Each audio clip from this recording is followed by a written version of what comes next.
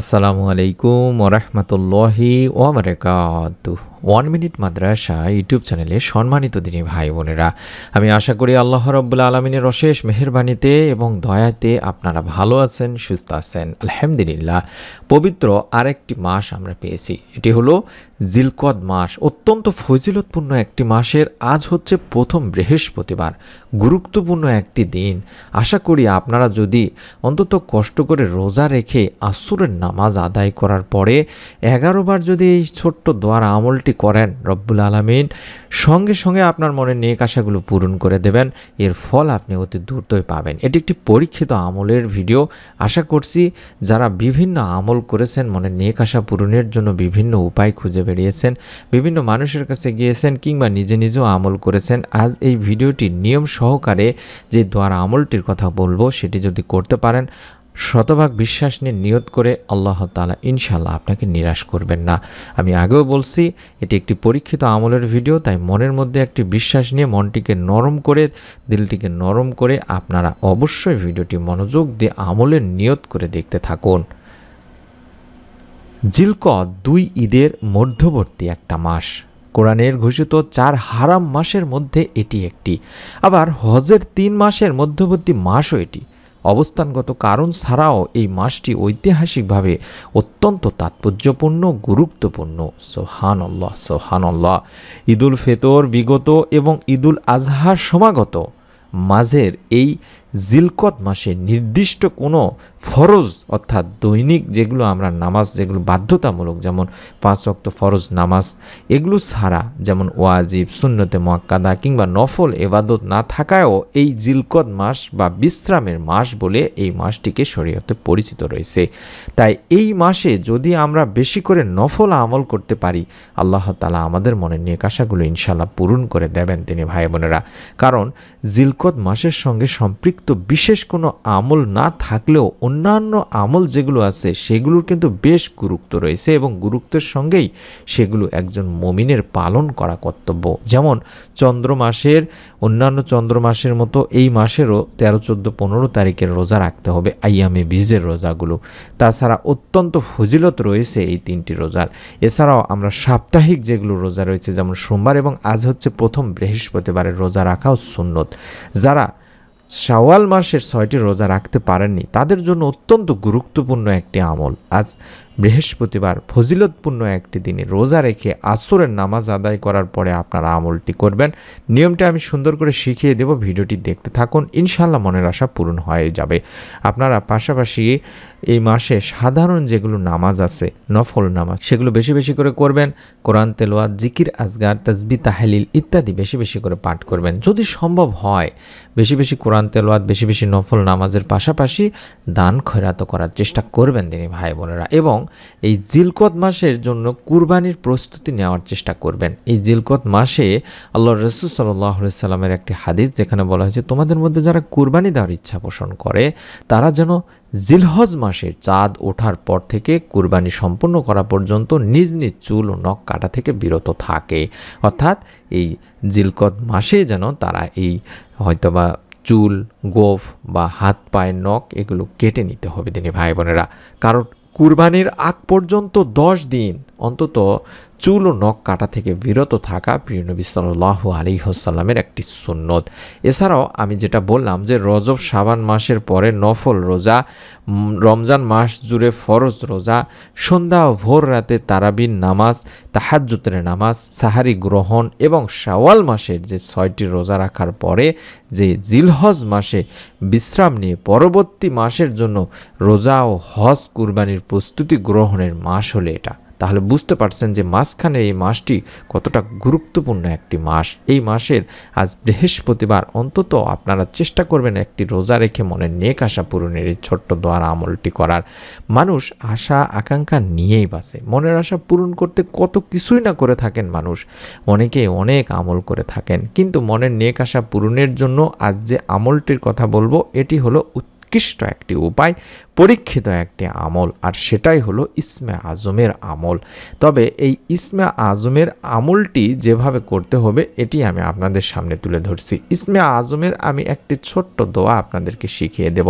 এই দোয়াটি আপনারা যদি আসরের নামাজ আদায় করার পর থেকে শুরু করে মাগরিব পর্যন্ত কিংবা ইফতারের আগ পর্যন্ত করতে পারেন, রব্বুল আলামিন ইনশাল্লাহ আপনার মনের নেক আশাগুলো পূরণ করে দেবেন। কারণ বৃহস্পতিবার এমন একটা রাত যা পুরো সপ্তাহের আমল আল্লাহ তাআলার সামনে এই রাতে উপস্থাপন করা হয়। এই জন্য নবী করিম সাল্লাল্লাহু আলাইহি ওয়াসাল্লাম বৃহস্পতিবারে একটি রোজা রাখতেন তিনি ভাই বোনেরা। এই বিষয়ে নবী করিম সাল্লাল্লাহু আলাইহি ওয়াসাল্লাম নিজেও বলেছেন যে বৃহস্পতিবার এবং সোমবার আল্লাহ তাআলার সামনে বান্দার আমলগুলো উপস্থাপন করা হয়। তাই আমি চাই যে আমি যখন রোজা অবস্থায় থাকব তখনও যেন আমার আমলগুলো পেশ করা হয়, তাই আমি রোজা রাখি। তাহলে বুঝতে পারছেন কতটা গুরুত্বপূর্ণ একটি দিন।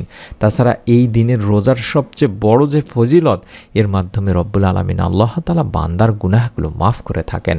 আবু হুরায়রা রাদিয়াল্লাহু তাআলা আনহু থেকে বর্ণিত, তিনি বলেন নবীজি সাল্লাল্লাহু আলাইহি ওয়াসাল্লাম গুরুত্বের সাথে সোমবার বৃহস্পতিবারে রোজা রাখতেন। নবীজিকে জিজ্ঞাসা করা হলো, আল্লাহ রাসূল, আপনি গুরুত্বের সাথে সোমবার বৃহস্পতিবার রোজা রাখেন, এর কারণ কি? নবীজি বললেন, সোমবার বৃহস্পতিবার আল্লাহ সব মুসলিমকেই ক্ষমা করে দেন, তবে ওই দুই ব্যক্তি ছাড়া যারা একে অপরকে বর্জন করেছে তাদের সম্পর্কে রব্বুল আলামিন আল্লাহ বলেন, পরস্পর মিলে যাওয়া পর্যন্ত এদেরকে আপন অবস্থায় ছেড়ে দাও।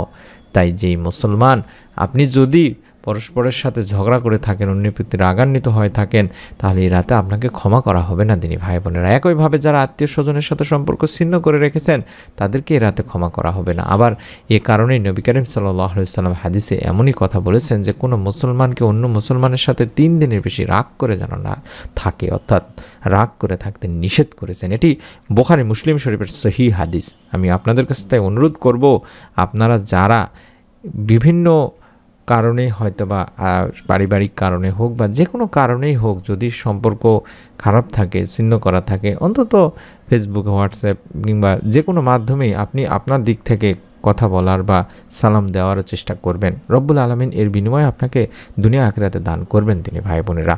আমি আশা করছি আপনারা অবশ্যই মনের মধ্যে এতটুকু মনটাকে, দিলটাকে নরম করে আল্লাহ তাআলার উপর ভরসা করে আপনারা অবশ্যই এই কাজটুকু আমাদের কথা মতো হলেও আল্লাহ তাআলার উপর ভরসা করে অন্তত করে দেখুন। দেখবেন আল্লাহ তাআলা আপনাকে যথেষ্ট ভালো রাখবেন, দুনিয়া আখিরাতে রিজিকে বরকত দান করবেন, মনের নেক আশাগুলো পূরণও করে দেবেন। আমি যেটা বলছিলাম যে আপনারা চেষ্টা করবেন অন্তত এই কাজটুকু করার, এবং অবশ্যই দরুদ পাঠপূর্বক এই ইসমে আজমের দোয়াটি কম করে হলো 3 বার পাঠ করবেন। প্রথমেই কম করে হলো 11 বার আগে দরুদ পড়ে নেবেন, কারণ দরুদের অনেক ফজিলত, উপকারিতার সওয়াব রয়েছে। এর মধ্যে সবচেয়ে গুরুত্বপূর্ণ হলো যে দরুদ পাঠ করে তার উপর আল্লাহর রহমত বর্ষিত হয়। সুবহানাল্লাহ। এবং এটিকে আল্লাহ রাসূল সাল্লাল্লাহু আলাইহি সাল্লামকে ভালোবাসার একটি নিদর্শন বলা হয়েছে। তাই আমরা অন্তত 11 বার যে কোনো আগে দরুদ পড়ে নেব। চাইলে আল্লাহুম্মা সাল্লি ওয়া সাল্লিম আলা নবিয়িনা মুহাম্মদ, আল্লাহুম্মা সাল্লি ওয়া সাল্লিম আলা নবিয়িনা মুহাম্মদ, আল্লাহুম্মা সাল্লি ওয়া সাল্লিম আলা নবিয়িনা মুহাম্মদ, এভাবে অন্তত 11 বার আগে দরুদটি পড়ে নিব। তারপরে মনের নেক আশা পূরণের জন্য ইসমে আজমের যে দোয়াটি আমি স্ক্রিনের মধ্যে দেখাচ্ছি, এই দোয়াটি কম করে হলেও আপনারা 3 বার পাঠ করবেন। আল্লাহুম্মা ইন্নী আসআলুকা বিআন্না লাকাল হামদু লা ইলাহা ইল্লা আনতাল মান্নানু বাদিউস সামাওয়াতি ওয়াল আরদ ইয়া জাল জালালি ওয়াল ইকরাম ইয়া হাইয়্যু ইয়া কাইয়্যুম। আমি আবার বলছি, আল্লাহুম্মা ইন্নী আসআলুকা বিআন্না লাকাল হামদু লা ইলাহা ইল্লা আনতাল মান্নান বাদিউস সামাওয়াতি ওয়াল আরদ ইয়া জাল জালালি ওয়াল ইকরাম ইয়া হাইয়্যু ইয়া কাইয়্যুম। হে আল্লাহ, আমি তোমার কাছে প্রার্থনা করি, তুমি তো সব প্রশংসার মালিক, তুমি ছাড়া কোনো উপাস্য নেই, তুমি দয়াশীল, তুমি আকাশসমূহ পৃথিবীর একমাত্র সৃষ্টিকর্তা, হে মহান সম্রাট ও সর্বোচ্চ মর্যাদার অধিকারী, হে চিরঞ্জীব, হে সর্বময় ক্ষমতার অধিকারী। এই দোয়াটির ব্যাপারে হাদিসে আনাস রাদিয়াল্লাহু তাআলা আনহু সূত্রে বর্ণিত আছে, তিনি আল্লাহ রাসূল সাল্লাল্লাহু আলাইহি সাল্লামের সঙ্গে বসা ছিলেন। এমন সময় এক ব্যক্তি নামাজ আদায় করে এই দোয়াটি পাঠ করলো। তখন নবী করিম সাল্লাল্লাহু আলাইহি সাল্লাম বললেন যে এই ব্যক্তিটি ইসমে আজমের দ্বারা দোয়া করেছে। যে নামে ডাকলে তিনি তার ডাকে সাড়া দেন, যে নামে তার নিকট চাওয়া হলে তিনি তা দান করেন। সুবহানাল্লাহ, সুবহানাল্লাহ। কতটা গুরুত্বপূর্ণ, পাওয়ারফুল একটি দোয়া দিনী ভাই বোনেরা।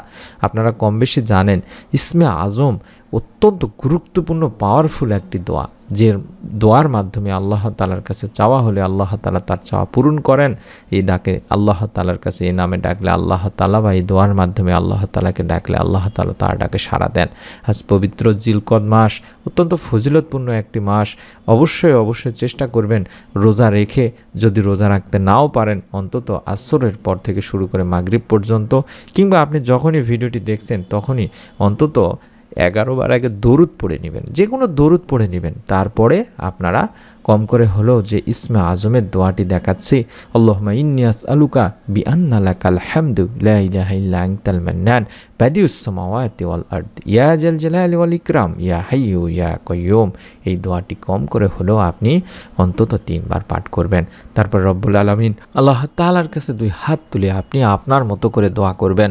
প্রথমেই আপনি আল্লাহর প্রশংসা দিয়ে দোয়া শুরু করবেন, তারপরে বিশ্বনবী সাল্লাল্লাহু আলাইহি সাল্লামের উপর দরুদ পাঠ করে তারপরে আপনার মনের যত নেক আশাগুলো আছে, হতে পারে আপনি অভাবে আছেন, ঋণে আছেন, কিংবা আপনার বিবাহযোগ্য কোনো কন্যা সন্তান বা ছেলে আছে, কিংবা যে কোনো ধরনের অসুখ বিসুখ পেরেশানির মধ্যে আছেন, এক কথায় আপনার মনের সমস্ত নেক আশা, সমস্ত ভালো ইচ্ছেগুলো আল্লাহ তাআলার কাছে তুলে ধরবেন।